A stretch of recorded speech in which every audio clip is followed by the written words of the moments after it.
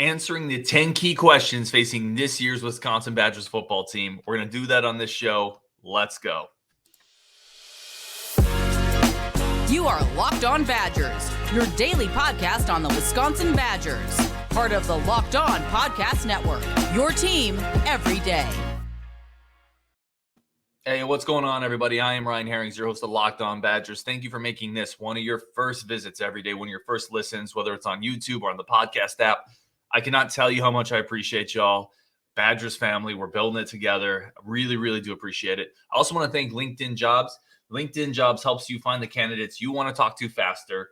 Post your job for free at linkedin.com/lockedoncollege. Terms and conditions do apply.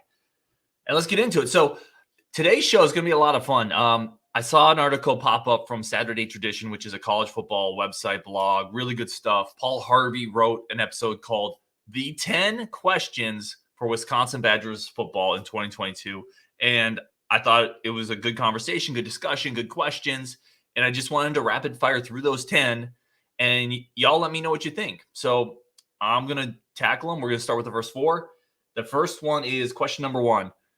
What does Braelon Allen do for a sophomore encore? What does Braelon Superman Allen do this year? And let's start with what he did last year, right, to answer that question. So 186 carries, 1,286 yards, 6.82 per carry, and 12 tutties, so 12 touchdowns. As a 17-year-old who hadn't been in the system and got a little banged up, I think if we're talking about what he's going to do this year potentially, with a full season of strength and conditioning, with a full season of rehab, with a clean bill of health, I mean, you're talking a potential 2,000-yard season, right? If he can just keep that yards per carry at 6.8 and he gets from 186 carries to 250 to 225, I mean, now you're talking 15, 16, 1,700 yards, 15, 16 touchdowns. I think that's incredibly realistic. Like the Badgers, here's the thing, like there are players that avoid contact and there are players that either through mentality or just play style can't avoid as much contact. Braelon Allen is never going to avoid contact like a James White did. You know, or even a Jonathan Taylor. Taylor was a bigger back, but he had the speed to run away from some people, and he missed some of the big hits. Braelon Allen takes some punishment. So what I'm saying is I don't think the Badgers want to give him the Melvin Gordon workload. I don't think they want to give him the Jonathan Taylor workload, which was 330 carries, right? If you look back at Melvin's big-time season, 330 carries, something like that, I think they want to keep him in the 200s. He was 186 last year. If you give him 220, 230, and then Chez Malusi has 100, right, I think that's a really good balance. So I don't think you're going to see the 2,500-yard season out of Braelon Allen. I think he could do it if he stayed healthy. But I think you're going to see a 220, 230 carry season, 250 carry season, 1,700 yards, and about 15 touchdowns. And that's an incredible year.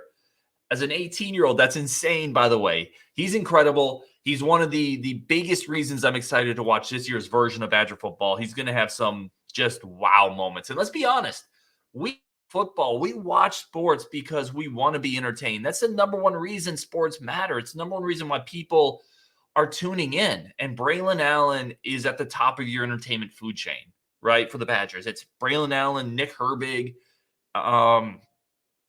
maybe Chimere Dike, but we're getting down tiers. Like Braelon Allen's why you're going to watch the Badgers here and be excited about it. So, yeah, I can't wait to see him. I think he's going to have a monster encore year, but I don't think he's going to have that Melvin Gordon, Jonathan Taylor year because I think they're going to want to throttle back his usage a little bit. All right, great number 1 question. Question number 2. And again, this is all from Saturday Tradition, Paul Harvey. We're going to link all that stuff on the show, so you guys go check out these questions as well. Question number 2 he had is Graham Mertz capable of making a big jump as a passer? The wording on this is interesting. Is he capable of making a big jump? Not will he make a big jump? So yes, the answer is yes. He is capable. Yes. Listen, not all 4- and 5-star recruits pan out. We know that. It's no different than any other industry in the world. Not all blockbuster movies pan out. Not all great ideas on the drawing board pan out in any industry. But Mertz was a 4-star talent. Like there's arm talent there. There's size there. From all indications, he wants to put in the work. He's a good kid. So yeah, he is absolutely capable of becoming a good passer, of making a big jump. But let's just people need to understand when we're talking about making a big jump, if we're talking about him becoming an upper echelon Big Ten quarterback, I'm not even talking about making a jump to be an All-American, an All-Conference, a first-round pick. If we're just talking the top 25%, the top 20% in the Big Ten type quarterback, that's still a pretty big jump for Mertz. Mertz last year was 10 touchdowns, 11 interceptions. So he has to make a big jump just to be, I would say, to average. Going from where he was last year to an average Big Ten starting quarterback would be a pretty good jump for Mertz. So if we're expecting him to go beyond that, I think it's a little unrealistic. But yes, to answer the question as the question's written, yes, he is absolutely capable of doing it. All right, next question. Chez Malusi, can he stay healthy? That's a tough one to answer, right? Because I just talked about Braelon Allen. I talked about the ability of some players to miss big hits, to stay healthy. Jonathan Taylor was able to do that. You know, there's a lot of football players who play a lot of games and never get hurt. And I think some of that's just luck. There is every time, especially as a running back, every time you run into the pile, there is some just random chance dice that's being thrown, right? And if it comes up wrong, a guy's going to land on your ankle, is going to land on your knee. Like there's an element of luck in football injuries, but there's also an element of prevention. There's also an element of taking care of your body. There's an element of knowing when to go out of bounds, right? Like if you can't gain anything else, sometimes you have to save some of that wear and tear. So can Chez Malusi stay healthy? I mean, I certainly can't answer that. He hurt his hamstring last year. He tore his ACL. I thought the ACL injury was kind of freakish. He like stubbed his foot, and then it was just kind of a freakish injury, and those things happen. I don't think that makes him injury prone. Hamstrings can be reoccurring things, but you got to admire his toughness. He played through it. You know, Chez had a great quote. He said, I played at about 85% effectiveness last year, and I didn't complain about it. I didn't talk about it. That's crazy admirable. I couldn't imagine playing with playing football, playing running back with a bum hammy. I've had some just minor leg pulls. You know, I had a groin pull at one point in my life. I couldn't imagine doing that at what he did. So he's definitely a gamer. He's definitely tough. I have no idea if he can stay healthy, though, is the answer. Right? We've been waiting for Isaac Grendo to stay healthy for 4 years. Like, I don't know. There's certainly just an element of luck to it, and there's an element of this stuff's out of your control. So I certainly hope so. I think Malusi is a great number 2. If you put him behind Braelon Allen and they both stay healthy, that's the best running back duo in the Big Ten, most likely. So let's hope so is the answer to that question. Last question here in this segment from Paul Harvey. Can Chimere Dike turn into a number 1 receiver? Yes. Y-E-S period, exclamation. Yes. Again, like, okay, so this is kind of like the ace question in baseball, right? Like, is a guy an ace if he's the best pitcher on your staff? And you get different answers for that. You know, some people will say, well, there's only 4 or 5 aces in baseball, and everyone else just kind of has a number 1.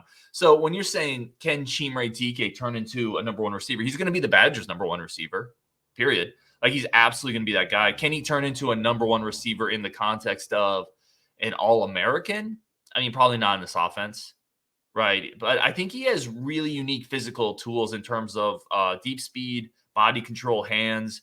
I like him a lot. I think he flashed right away when he got to the Badgers. I think he's a better player than Danny Davis and Kendrick Pryor. You know, so I think he's a step up from what they had last year. And I think he's definitely going to be the number 1 for the Badgers. Now, where does that translate in terms of how good is he relative to the number 1 at Purdue, Penn State, Michigan State? I think he's going to be an upper echelon number 1 receiver in the Big Ten. So better than half-ish of the other conferences' number 1s. But I don't think he's going to be one of the 2 or 3 best receivers in the Big Ten. So I hope that answers that. You know, this is, like I said, this is going to be a fun show, just rapid firing, answering some of these bigger picture national questions about Wisconsin. And I want to know what all you think. Let me know if you think Chimere Dike is ready to be a number 1 receiver. Can Chez stay healthy? What do you expect for Braelon Allen in a sophomore season? And obviously the Graham Mertz eternal question continues to be asked. Coming up next, we're going to talk a little bit about defensive transfers. How does Wisconsin replace some of their biggest stars on defense that left? And do they get off to a fast start? So that's the next set of questions we're going to talk about. But first, let's talk about today's show. Today's show is brought to you by LinkedIn Jobs. And, you know, there's tons of jobs out there. It's a crazy competitive marketplace. How do you find the edge as a hirer or as a person hiring, as a person posting jobs? And LinkedIn is really the way to do that. LinkedIn helps you find people that you want to interview faster and for free. Create a job post in minutes on LinkedIn Jobs. reach your network and beyond to the world's largest professional network. Add your job and the people on LinkedIn and their profile, their network will help spread the word that you're hiring so everyone can find your job. Everyone qualified can come and look into what you have to offer. Simple tools, screening questions. It makes it super easy to focus on the candidates with the right skills and experience that you want to prioritize, that you would like to interview and you would like to hire. It's why small businesses rate LinkedIn Jobs the #1 place for delivering quality hires versus leading competitors. LinkedIn Jobs helps you find the candidates you want to talk to faster. Every week, nearly 40 million job seekers visit LinkedIn. Post your job for free at linkedin.com/lockdowncollege, linkedin.com/lockdowncollege. Post your job for free. Terms and conditions apply. Thank you again for making Locked On Badgers your first listen every single day. Really appreciate it, y'all. I say it all the time. And one of the coolest features coming up on Locked On, they're going to do Locked On NFL on the Locked On NFL show. They're talking about the 50 most valuable players according to BetOnline, according to who moves the lines, right? Who knows football better than the bettors? According to who moves the lines the most, who are the most valuable players in football? Great place to check that out. Lots of fun discussion there. And let's get into segment 2. What are the next questions we want to talk about with the 2022 Wisconsin football team? The first one is, and again, this is all coming from Saturday Tradition, Paul Harvey. He asked, how can the Badgers replace Leo Chenel and Jack Sanborn? The answer is they don't. Right? You can't replace Leo Chenel and Jack Sanborn. Not completely. You're going to be worse at inside linebacker next year. We are going to be worse. That was the best inside linebacker combination probably in college football. I mean, if you look at Pro Football Focus, if you look at analytics, it almost certainly is the best inside linebacker combination in football. Certainly, Leo Chenel was the 3rd-round pick for the Chiefs. That fan base is super excited for him. So you're not replacing that, right? There's only a handful of dudes, not in football, right? There's only a handful of dudes in the world with the physical tools of Leo Chenel. Okay, though that's like a Neanderthal pulled out of the caveman era. Like those people just don't exist, right? So you're not replacing them. You're not getting equal production back. But what can you do? Obviously Jordan Turner is the guy, right? He's the guy that people have been buzzing on for a while. He's going to have one of the starting spots. So Jordan Turner is really athletic, fast, instinctive. He showed a nose for the ball in limited playing time. He's definitely a player that can bring a bit of a different skill set. He's a little quicker, a little better in space than probably either of those two. And I think he's going to be a Badger that people really enjoy watching. He's not going to have the physicality or the instinctiveness, quite frankly, of Sanborn or Chenel. But I think he can do a lot in space. I think he's going to be a playmaker, a bit of a ball hawk. And then at the other spot, you're really talking about a group that's going to still be fighting probably all the way through fall camp. It's Tatum Grass. It's Chaney, the coach's son, who I like a lot. I actually like him a lot. He reminds me a little bit of Chryst. You have Jake Ratzlaff, the 4-star inside linebacker we pulled from Minnesota 2 cycles ago. Spencer Lytle, the former very highly recruited outside linebacker, moved to the inside. So, there's going to be a bit of a battle there. There is depth. The spot is going to be good. It's just not going to be as good as it was last year. It's still going to be a spot where a lot of teams say, man, I wish I had that duo of Jordan Turner and, Spencer Lytle, or Jordan Turner and Tatum Grass, or Jordan Turner and Nanja Meta is another one. So there's a lot of depth there. There's a lot of interesting names. It's going to be a really good position for Wisconsin relative to other college football programs. It's just going to be a bit of a fall off. You can't replace Sanborn, especially Chenel. Next question. Let's get into it.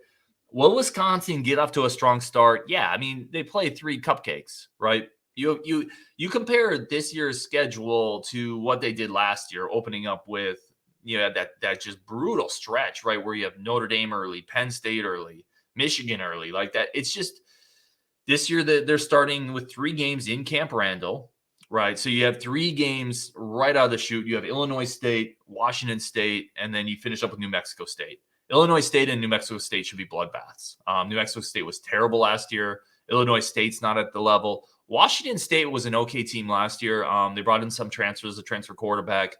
But all 3 of those should be relatively easy wins if this is a good Wisconsin team, right? So, yeah, the question, will they get off to a good start? Let me rephrase it a little bit. They'll get off to a 3-0 start, but if the passing game doesn't look good through those 3 games, there's going to be some issues. There's going to be some grumbling, right? Because that 3-game stretch had better be one where, listen, one of my Paul Chryst gripes, and I've talked about this, is he doesn't allow Mertz to throw the ball against bad teams because he's totally content with just running over them. You have to take those 3 games and let Mertz develop some confidence, let him develop a rhythm so that when you need him in week 4 against Ohio State, he actually can throw the ball and he has some momentum going. If you take those 3 games and you just run the ball 45 times each game and you throw it 15, 12 times to quote unquote protect Mertz, yeah, I'm going to be deeply troubled by that. But yeah, they will get off to a good start. They'll be 3-0 heading into that gigantic week 4 game in Columbus against Ohio State. So I hope that Paul Chryst uses those games, Bobby Ingram uses those games to build on a passing attack. And we'll see if that happens. Next question. Let's talk about will the Badgers bring home the axe? Will the Badgers reclaim the greatest trophy in college football? I think so. The game's in Camp Randall, so they have Minnesota coming into Madison. Obviously, last year was a tough loss to the Gophers. Braelon Allen was a little nicked up. The passing game wasn't very good. Obviously, you can't predict injuries. If Braelon Allen's nicked up again, it's going to be tough. But, not being able to lean on Braelon in that game really hurt him. Coming back to Madison, a bit of a revenge game. That usually bodes well for the Badgers culture. So, yeah, if I had to bet on it, I think they almost certainly beat Minnesota. Minnesota's got a lot to replace. Blaze Andrews, Falele, the gigantic offensive linemen, those guys are gone. They lost some big pieces on defense. They're going to have a good running game. Mo Ibrahim is back from that devastating injury he had last year. Tanner Morgan is back, for his 5th year. And there's a big question there. Do they get Tanner Morgan from 2 seasons ago, who was really pretty good, or Tanner Morgan, or 3 seasons ago, sorry. Or do they get Tanner Morgan from the last couple seasons where he hasn't been very good? I still think the Badgers are better. They're playing at home.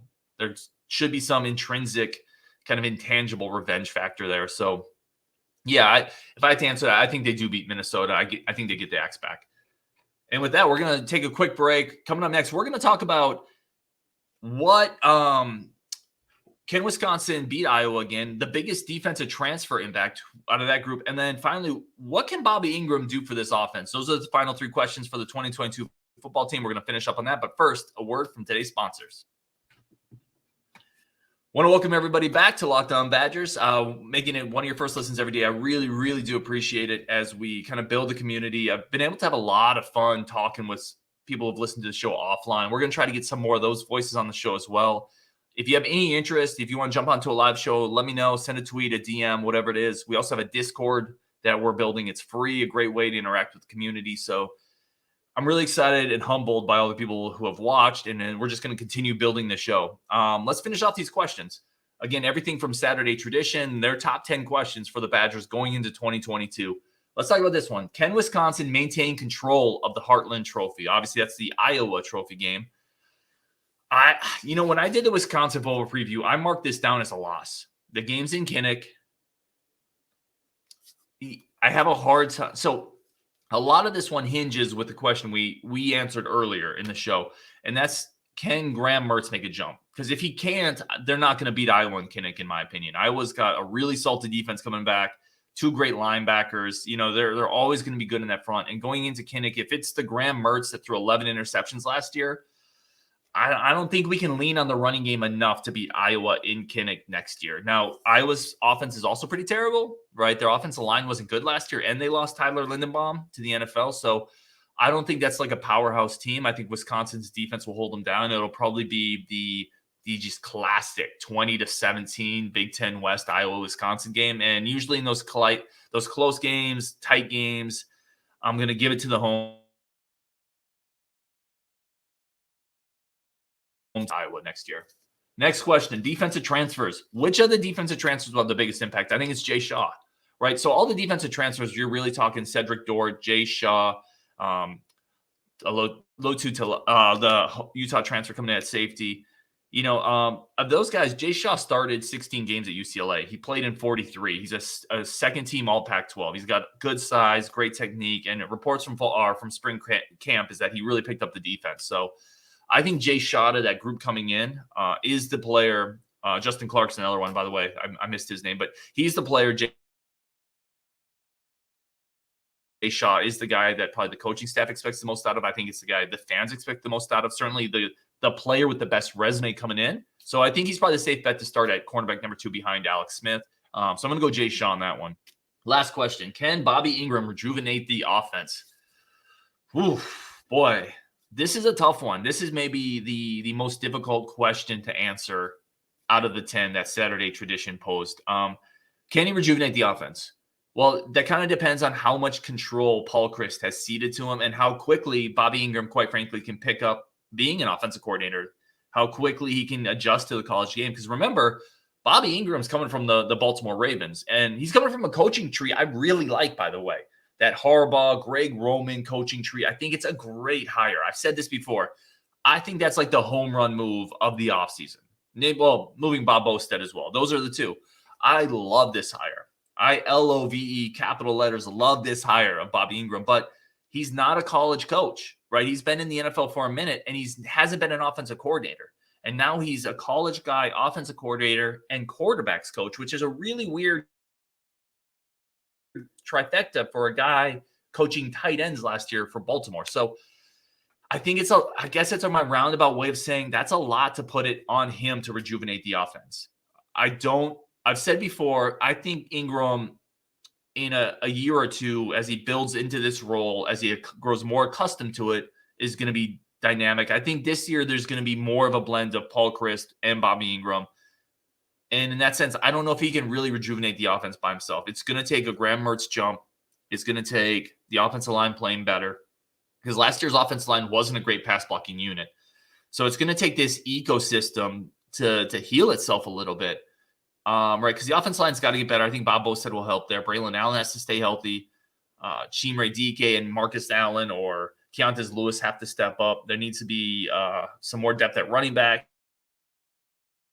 Mertz has to play better. So, some of that stuff is completely out of Bobby Ingram's control. And if it doesn't happen, he's not fixing the offense, right? If Graham Mertz keeps making late reads and throwing picks, he's not fixing the offense. So I'm high on the hire. I'm a little lacking in confidence that he can come in this season and fix the offense. I think there's some rot in this offense, and it's going to take a couple seasons, I think, to really fix it. And I think that's kind of where I'm at. I'm a little pessimistic. Maybe I'm a little you have to show me at this point, because the offense has been bad for a while. So that's where I would go with that. So really just to kind of wrap it up, I think if I want to recap kind of the big picture items of the questions, I think Braelon Allen's going to have a dynamic second season. Mertz is definitely capable, right, of making a big jump. Chimere Dike is the number one receiver, and it's going to be one of the better receivers in the Big Ten. The Badgers aren't replacing their inside linebacker duo. Can't do it, but they'll still be really good there. The best defensive transfer coming over is Jay Shaw. I think it's too early for Bobby Ingram to rejuvenate the defense, and I think they're going to beat Minnesota but lose to Iowa. So everyone, let me know. Let me know what you think. If you disagree with any of my answers, if you had some other questions you want to throw out there, let me know. Again, this was 10 questions put together by Saturday Tradition. We're going to link that in the show notes, obviously, so you guys can check them out. And I really want to say thank you again for everyone listening. Really appreciate it. Some really fun stuff coming up this week. I hope to get out to you. So stay tuned. And until we talk again on Wisconsin.